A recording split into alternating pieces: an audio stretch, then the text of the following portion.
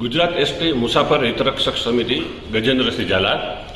ગઈકાલે જે Madhapar ST bus station છે જે ગુજરાત રાજ્ય માર્ગ વાહન વ્યવહાર નિગમના અંડરમાં આવે છે ત્યાં અમે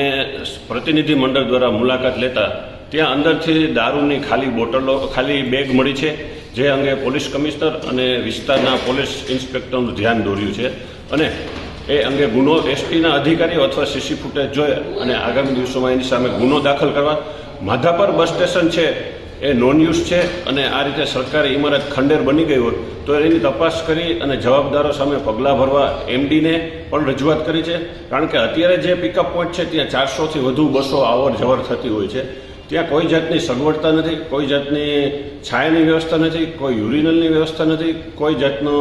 ત્યાં પાણીની વ્યવસ્થા, પ્રાથમિક સુવિધાનો અભાવ હોય ત્યારે આ બસ સ્ટેન્ડ લાખોના ખર્ચે બનાવેલું છે. તો એ બસ સ્ટેન્ડ પાછું પુનઃ કાર્યાન્વિત થાય એ બાબતે અમે રજૂઆતો ગુજરાત રાજ્ય માર્ગ વાહન વ્યવહાર નિગમના પરિશિષ્ટ બ મુજબ ફરિયાદ કરી છે અને આગામી દિવસોમાં આ અંગે કોઈ અમારી રજૂઆતો ધ્યાનમાં નહીં લેવામાં આવે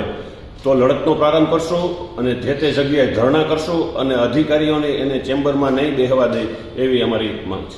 સાંજ સમાચાર ફેસબુક પેજને લાઇક કરો, વિડીયો શેર કરો અને વધુ વિગતવાર સમાચાર માટે sanssamachar.net વિઝિટ કરો.